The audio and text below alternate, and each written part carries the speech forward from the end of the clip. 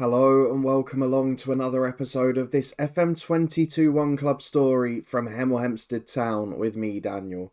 We're back for the end of Season 6 review today, and as those of you who have been following all year will know, after two very mediocre relegation scraps, our overhaul this summer has worked. We win the league, a very poor League 2. There aren't going to be many years you get up in third place automatically with less than 75 points, but still, we've managed to win the title, we've managed to take advantage, and we were fighting at the right end this year. We've got a squad that we don't feel needs too much changing for League 1, but we'll get back to that subject later on. And today, we're going to have a look at our summer plans, we're going to have a look at our end of season review, and we'll also delve back into the data hub, which we haven't done for a couple of years, just so I can show the effects of having two top-class strikers, and of course the tactical change we chose to make this summer.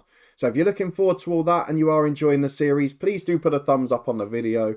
For those who watch the Data Hub special, this will almost end up being a part 2 at certain points when we're going through the formation.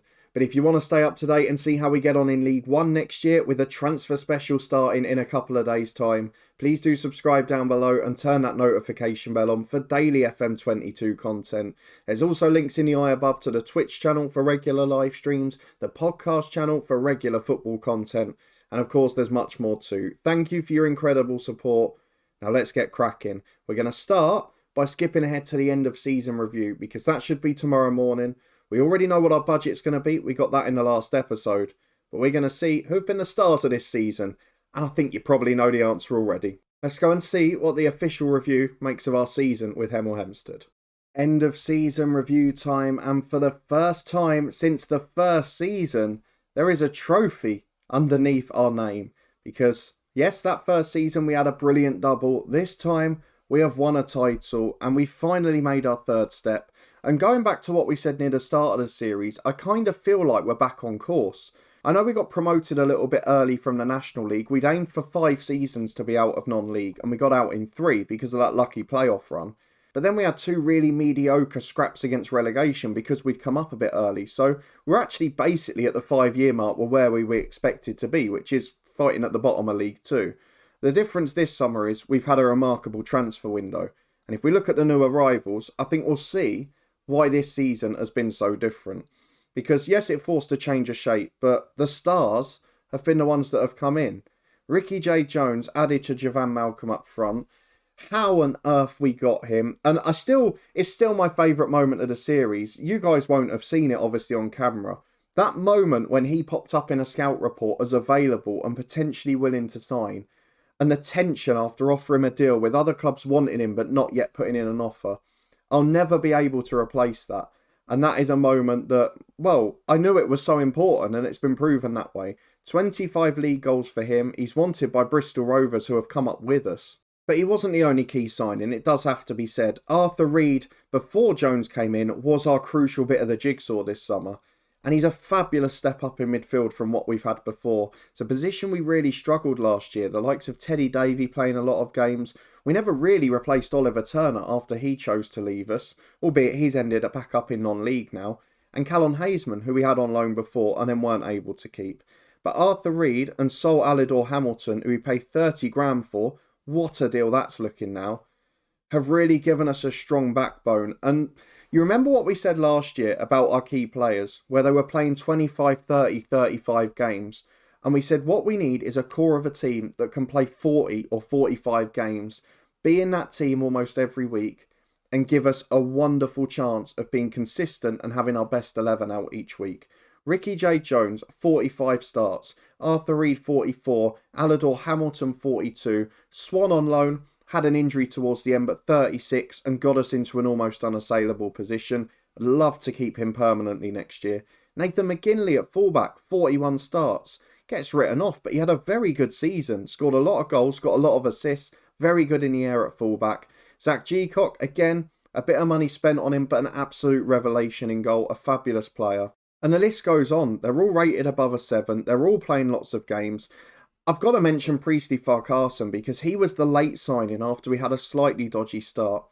He is declining. He is 30 years of age. I guess a bit like Kobe Rowe, who came in and was really good for us in one of our relegation battles, but then didn't quite make the step up. I feel he might be the same, but we'll never forget the impact he had there. Some of the loan players were key, McDonough in particular, who is staying next season too. Stuart Parry, I'd love to have played him a bit more, but he is going to continue to develop. Gillespie at centre-half, almost a 7 rating, really solid squad player. And then even the likes of Graham Park and DJ Heath we had on loan all played their part in this squad. I am disappointed that I didn't get more game time to a couple, but how could I bring James Daly in when the two up front were doing so well? It's a really good squad. And if you compare that to the list of players who went out, I know we got Scott Egan back, but Ryan Boot, Henry Oshieng, Armstrong, who was a flop from last year wage-wise, even Gregory and Brook and Barkers and Senga, they're nowhere near the level of the ones we bought in. Even Growell Pollard, who forced his way out to Plymouth, nowhere near as good a player as the ones we replaced him with. And I think when you look at it just like that, transfers in to transfers out, it was probably a bigger squad upgrade than even we realised at the time. There are a lot of players there who are very average and have become squad players at the clubs they've gone to. And we have brought in a string of key players, which has only strengthened us massively. We've got a few players out on loan. Victor Sedende did well at Bromley, but he will be off now. He's just not the same level. Jordan Stevens had a good season at Sutton. Unfortunately, it hasn't increased his value, but we'll try and sell him again in the summer. And some of the others did alright too. Josh Berry at Dulwich Hamlet, will he be able to come back and be fourth striker? We'll wait and see. But I'm pleased with the season. I thought it was a really good effort from the lads. And it was proven. We won the league. Our average home attendance went up a little bit, despite still being all the way in Luton. And if we can get up to the Championship in the next 2 or 3 years, I'd like to be in the Championship and have had a season by season 10, which means we've got 3 seasons to get promoted basically from League One. Because traditionally in these saves, the Championship's where I've got stuck for the longest. And it is the hardest league in the world, as people often say. But I do think we've got a really good chance with the squad we've got. Obviously, we've got the EFL Trophy, which I'd like to be a bit better in, with a stronger squad in League One. The League Cup and the FA Cup, it depends on the draws. This year wasn't quite as special. Of course, the year before, though, we can't underrate the role of the FA Cup, because getting to that big tie against Chelsea, and I think was it the 5th round that we got all the way through to, we beat QPR, didn't we? That paid for the training facilities upgrade. That allowed us to bring in younger players. That allowed them to develop. They've improved, and now we can sell players for big money. It makes a big difference to the way we can manage this save. We are going to get another training facilities upgrade. We are going to be pushing things off the pitch. And that, combined with the focus on coaching staff rather than playing staff, has probably led to a lot of this success. The biggest win was a 5-0 at home to Port Vale early in the season. Ricky J. Jones with his first hat-trick for the club. It's been another one since. He got 2 away at Grimsby in the goal of the season day, but it was Gareth McDonough who scored the goal there. I remember that one as well. We were in banging trouble with 65 minutes gone. And he put a screamer in the top corner. And in a 3-0 match to remember away at Doncaster, who in the end got relegated by a couple of points. So we sent them down. But just another example of that front two and how they can win you a game on their own. And that is the pattern in all of those games. The front two delivering the goods. Let's have a look at the finances. Of course, we're late on in the season, but the sponsorship's the same. The club reputation has gone up to 2-star, which will be big next season. Hopefully help us keep hold of a few of those players, because I don't really want to sell to them this summer, because we're in a position where they're going to get stronger, and we know they're going to get better with good facilities and playing at a higher level. And with most of them tied down for 2 or 3 years, it actually makes sense for us to try and keep them. So there might have to be one casualty because, we've got to balance the books, but I'd like to keep hold of the likes of Jones and Malcolm and Hamilton for now, and just try and build from there. The broadcast revenue and competition prize money hasn't ticked over yet, so we won't worry about that. But crucially, the corporate and the matchday revenue is up because people want to come and watch a winning team. And at the moment, we are certainly that. The best 11 speaks for itself. Again, Farquharson was the weakest, that does have to be said, but he's the one who's probably going to be replaced next season. The rest of that team, I would be very happy if it lined up in League One, and I believe we'd stay up pretty comfortably. Jones and Malcolm, I would bank on to score at least 15 goals each in League One. Swan to chip in with 5 if we can keep him, and then the rest of the midfield maybe with a few as well. I feel that this side is ready for League One football, and it's a comfortable mid-table side. We got Manager of the Month a few times. Ricky J. Jones, almost a clean sweep of awards. But Javan Malcolm was the top scorer, which is all the more remarkable. Arthur Reed assists. Don't forget his set-piece delivery, which has been crucial. We lost Luke Garbett last year, and he's made a real difference on that side of things. We have also got some records as well. You saw Alex Tant become the youngest player in our history. Owen Lloyd became the youngest goal scorer in our history. I think you saw that live on camera as well. Sedende has got the league goals record, but he will not be adding to that, I'm afraid. And if they do stay here for a couple of years, Malcolm or Ricky J. Jones will catch him. Malcolm's been here 2 years and he's already got 48. So it's not too far away, I'm afraid. Ricky J. Jones, most goals in a match, most goals in a league match, and most assists by a player in a season, which is an incredible effort. Him and Arthur Reed tied on 16. And then Zach Geacock, don't forget the clean sheets. Half the games he kept a clean sheet in.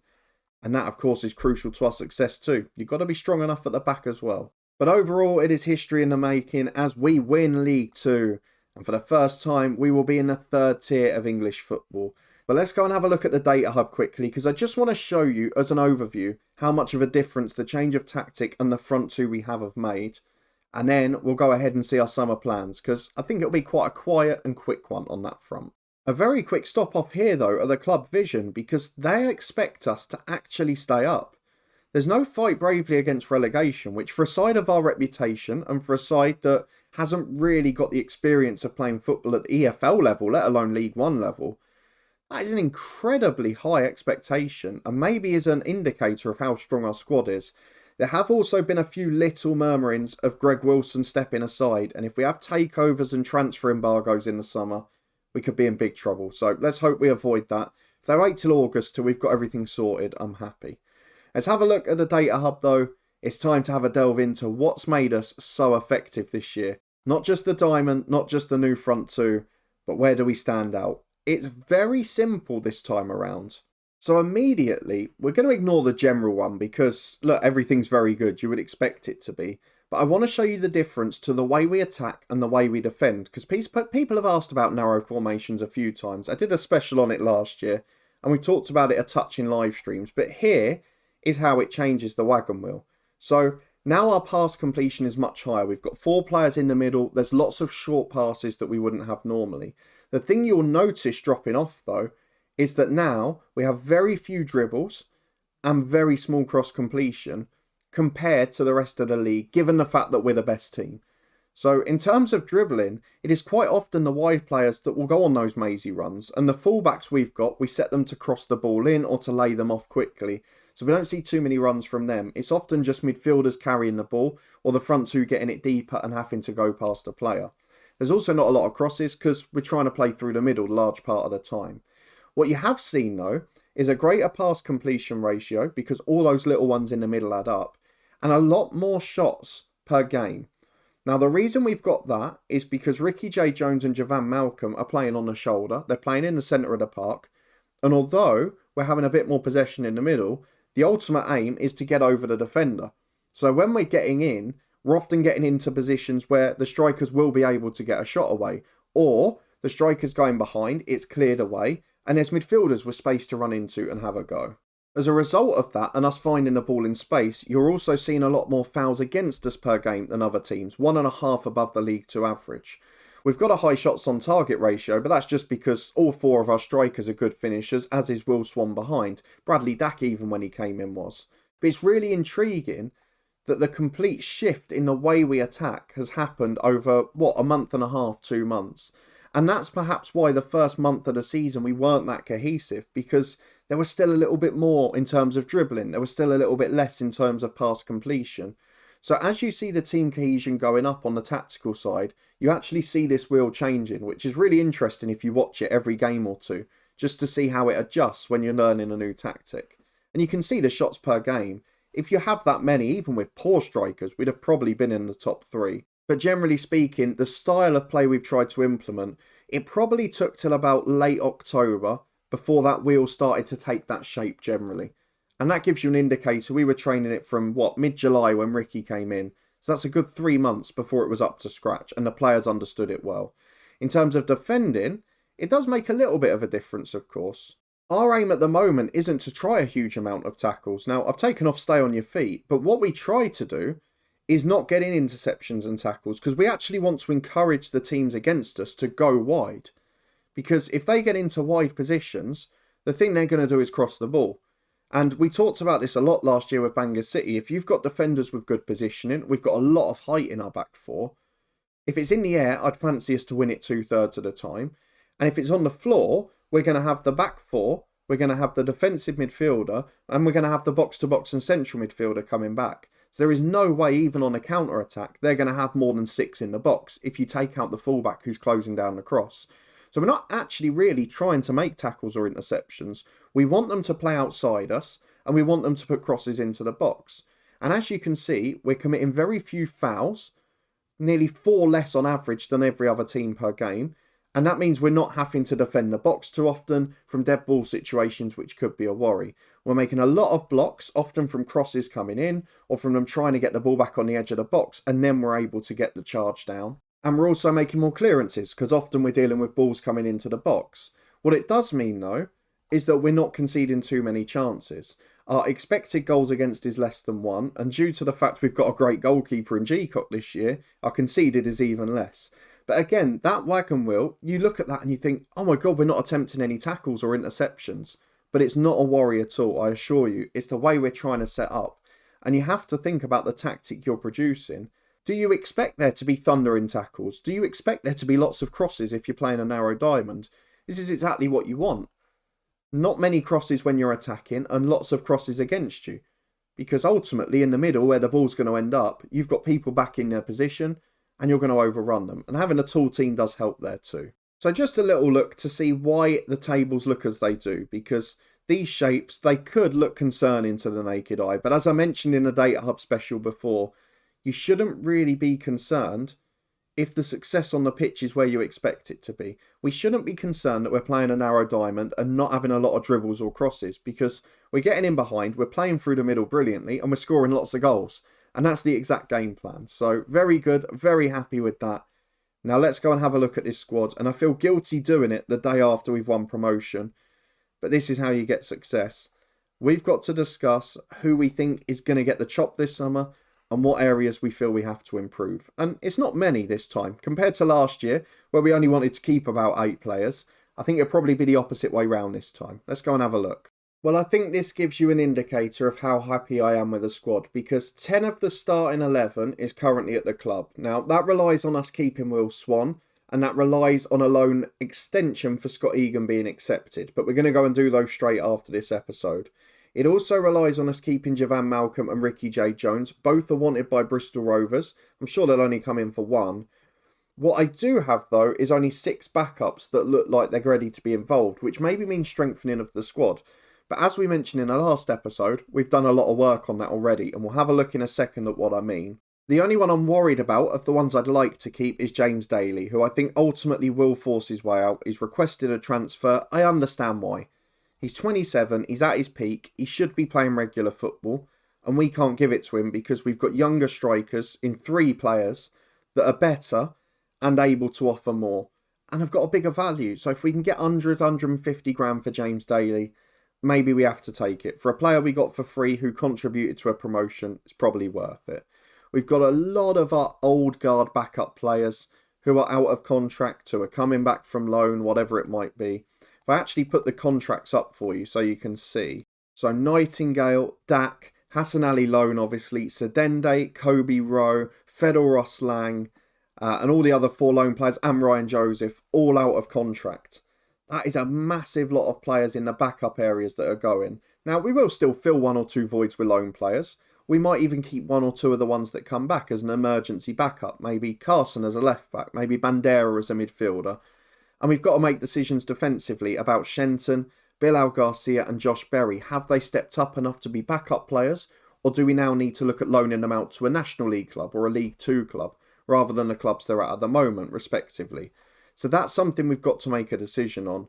But overall, it's really just adding a few good young players to the squad and maybe 1 top-class centre-half. Now, if we go and have a look at the transfers that are pending, that in the squad that you've seen there is 6 players I'm saying I need. 1 starter and 5 subs. Well, if we look over here, well, 4 of those are already agreed. Now, Leon Bullock is a very good midfielder and will be a good backup to Swan, maybe even a starter. Camoy Richardson is a striker, but like Egan, he can't finish and he's very good in midfield areas. So he's going to be another backup in there.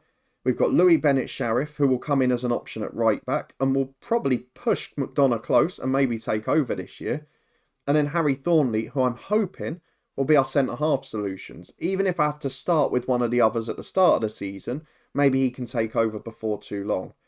So I'm going into the 10th of May with 2 signings really needed left. And odd ones if we lose a couple of players in between now and then. So we couldn't be in a much better position, to be honest. They're all 18 years of age. They're all coming out of academies because that bigger scouting team has helped us find players. The improved training facilities and the good coaching staff have made us a more attractive proposition. So without spending any of that £1 million and without spending much of that 19k a week of wage budget, we're able to get players in that will really add to our squad. And I genuinely believe that we're going to be comfortable next season. And if we can build young players into this squad and get mid-table next year, that is a fabulous success. And if we can make a bit of a profit in a transfer window too, then great. There are odd areas, of course, at this level where if a great player comes up, you take them. But I feel all we've really got left now is a left-back who can compete with McGinley, because I don't think Carson's going to do it now. And then maybe one more midfielder just to strengthen the ranks. But otherwise, I am so happy with this football club. And I believe that we're going to have a really good season. And I think we're going to make a profit in the window too.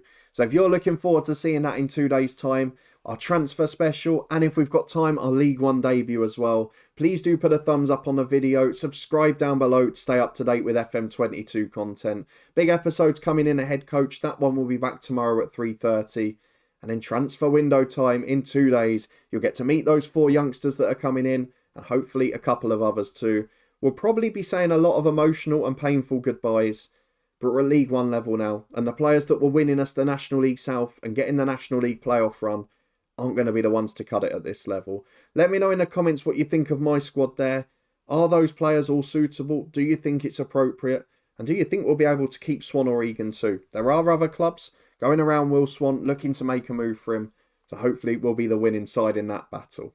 But a massive thank you for watching, for joining me for what was a really lovely, enjoyable year after 2 mediocre campaigns. I hope we can build on it next year. I hope we can shock League One with that front two.